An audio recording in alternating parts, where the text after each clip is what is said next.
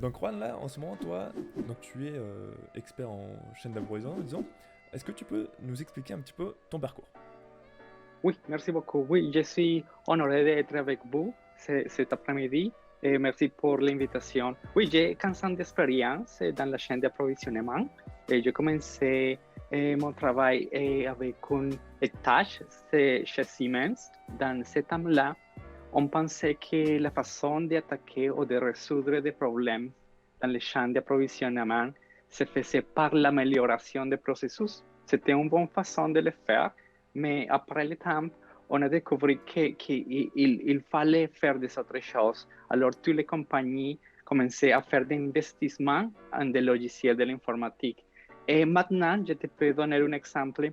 Je travaille chez Pratt Whitney et on utilise des logiciels et d'intelligence artificielle pour capturer la data. Maintenant, il y a tellement d'informations, tellement de data dans notre machine, dans le système d'information qu'il faut avoir une intelligence artificielle pour capturer la data et la mettre dans un contexte où les personnes peuvent prendre des décisions.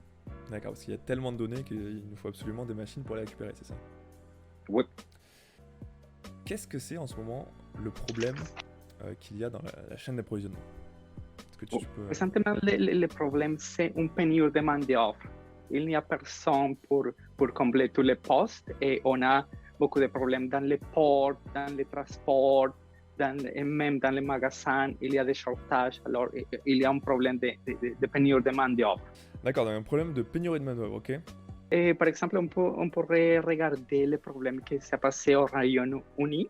Il y a une pénurie de chauffeurs routiers parce que la pénurie de main-d'œuvre vient d'une situation vraiment d'une situation vraiment difficile parce que c'est un problème générationnel. Ça veut dire que les baby boomers, cette génération est en train de prendre la retraite et il n'y a personne pour les remplacer. Alors, on a vraiment un problème de pénurie de main-d'œuvre. Les nouvelles générations, ils veulent avoir des travaux qui privilègent la vie et le travail. Ils ne vont pas vivre dans un camion toute sa vie. Ils vont travailler dans des industries et des métiers qui les donnent plus de flexibilité. Alors, c'est un problème difficile. En plus, il y avait un problème économique dans le Royaume-Uni. Ils ont fait les Brexit. Alors, tous les conducteurs européens ont été empêchés de travailler au Royaume-Uni. Ça a augmenté la problématique. Et en plus, le COVID a ralenti tout le processus pour obtenir des licences de conduire. Alors, on a un problème majeur au Royaume-Uni. Au Royaume-Uni, c'est ça, donc tu nous as bien dit, un problème générationnel. En fait, les jeunes ne veulent plus travailler comme chauffeur routier, par exemple, c'est ça?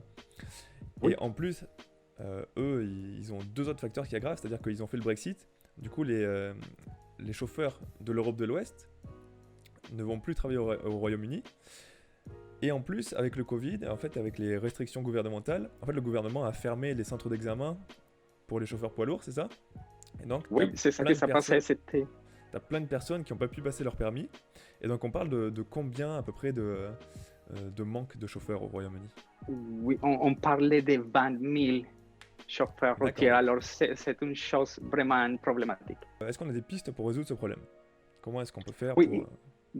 il y a différentes façons, comme dans n'importe quelle problématique pour attaquer et pour trouver des solutions. Il y a des gens qui pensent qu'il faut changer la conversion et le dire à les gens jeunes que c'est un bon métier, qu'ils veulent payer mieux, mais je ne pense pas que ça va marcher. Il y a des autres discours, comme l'implémentation des systèmes informatiques, des logiciels, de l'intelligence artificielle, une chose qu'on parle de machine learning. Je pense que ça va être la meilleure façon pour les résoudre.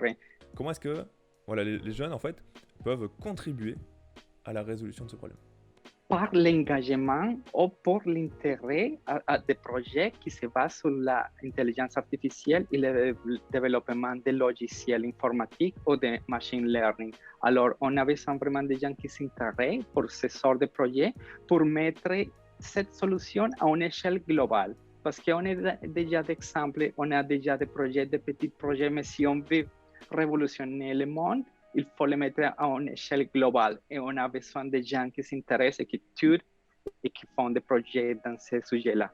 Et puis, est-ce qu'on a des exemples, en fait, de résolutions qui existent avec de l'intelligence artificielle? Qu'est-ce que tu en as à nous en donner? Oui, il y a des petits exemples de petits projets, mais comme on avait parlé, on avait besoin vraiment de gens pour mettre cette sorte de projet en échelle globale. Il y a des petits projets quand même. On pourrait parler de projet Budweiser. Ils ont fait, je pense, le mois dernier, un petit pilote, un petit projet pour transporter la bière d'un entrepôt à un autre d'une façon autonome. Ça veut dire sans aucun besoin d'un conducteur dans les camions. Alors, je pense que c'était un petit projet parce que c'est seulement dans l'autoroute. Les camions peuvent rentrer dans la ville, pas gérer des situations difficiles avec des piétons, mais c'était quand même quelque chose. Ils ont transporté la bière d'un entrepôt à un autre en utilisant l'autoroute et ils l'ont fait, je pense, 200 km en 2 heures. D'accord, donc 200 km en 2 heures, un camion complètement autonome. Est-ce qu'il y avait un chauffeur dans le camion ou pas? Non, il n'y avait pas de chauffeur. Comme je t'avais dit, c'était seulement l'autoroute. Il n'y avait pas vraiment de grosses risques. C'était seulement prendre l'autoroute d'un entrepôt à un autre. Avec le développement de l'informatique et de l'intelligence artificielle, finalement, maintenant, on a une personne qui va gérer une flotte de camions autonomes plutôt que chaque personne qui va conduire des camions, c'est ça?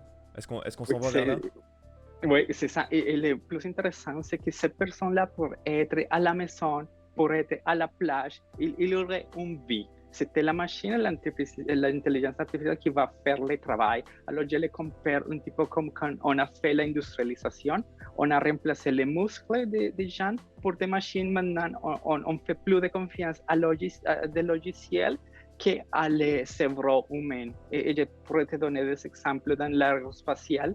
Tous les avions, maintenant, ils sont gérés par des logiciels et de l'intelligence artificielle. J'habitais à Toronto avant et j'ai travaillé près de l'aéroport et j'étais vraiment étonné quand j'ai regardé que c'était un avion après l'autre qui décollait. Je me disais, ça ne peut pas faire avec un cerveau humain. On fait plus de confiance maintenant à des logiciels d'informatique et à l'intelligence artificielle. On a aussi comme exemple les différentes fusées à destination un petit peu touristique qui sont en train d'être fabriquées en ce moment, comme Blue Origin par exemple. Oh, oui, tu as la raison. Et là, Jeff Bezos, on connaît Jeff Bezos, c'est Amazon, et il est en train de faire ce projet Blue Origin. Alors, il est en train d'envoyer des gens dans l'espace, mais c'est tout en façon autonome et c'est vraiment d'une façon vraiment sécuritaire. Eh oui, c'est ça. Donc là, il y a des gens qui vont dans l'espace ou à la limite de l'espace et sans pilote à bord, parce que toute la capsule est complètement autonome. Oui, parce que comme je te disais, on fait plus de confiance à des logiciels qu'à des êtres humains, parce qu'on connaît, on a des limites, mais quand on a des gens qui font de la programmation, de machine learning, de l'intelligence artificielle, on peut faire vraiment des choses qu'on pensait que c'était impossible. Maintenant, on a le pouvoir de les faire. Si on résume un petit peu, finalement, tu nous dis que là, un des problèmes dans la chaîne d'approvisionnement, en fait, c'est qu'il n'y a pas assez de main-d'œuvre, c'est ça? On parle du problème, il n'y a pas assez de main-d'œuvre. Donc, qu'est-ce qu'on fait pour résoudre ce problème? En fait, on a développé des logiciels avec de l'intelligence artificielle qui vont pouvoir revenir récupérer des données. Ok. Et ensuite, on met en place des robots et des véhicules autonomes, des machines autonomes pour compléter en fait ce manque de main-d'œuvre, c'est ça? Parce qu'en fait, en général, dans, je pense, beaucoup d'esprits de personnes, on a l'impression que les robots, les véhicules autonomes vont en fait supprimer des emplois, mais finalement là, on voit qu'en fait, on a des robots et des véhicules autonomes parce qu'on n'a pas assez de personnes. C'est ça? Oui, c'est ça, c'est correct. Et en fait, on aurait des nouveaux travails, des travails qui vont donner une meilleure qualité de vie à des êtres humains. On n'a pas besoin d'envoyer plus de gens pour conduire des camions, on a besoin de gens pour programmer des logiciels. Alors, il y aura des travail, mais des travail payants et des travail qui balancent la vie et le travail. Je pense que l'avenir maintenant, c'est dans votre main, dans les gens jeunes. Je pense que jamais dans l'histoire humaine ou dans l'histoire moderne, on a eu des conditions si favorables pour que les gens jeunes puissent faire des contributions et peut transformer le monde pour le bien. Je pense que la technologie, maintenant, c'est à notre côté et c'est de le côté des gens jeunes pour mettre une révolution ou pour apporter des choses à la société. Avant, on pensait non, les gens jeunes, il faut qu'ils s'embarquent dans des études et peut-être à 30 ans, ils pourraient contribuer à la société. Non, maintenant, les gens jeunes peuvent contribuer, peuvent faire partie de la solution parce que c'est votre avenir, c'est votre futur. Merci. D'accord, d'accord. Eh ben, écoute, excellent. Bah écoute Juan, merci beaucoup d'avoir accepté de venir un petit peu partager ton expérience, ton expertise en fait même en chaîne d'approvisionnement. À bientôt. À bientôt, merci, merci Gaëtan. À bientôt.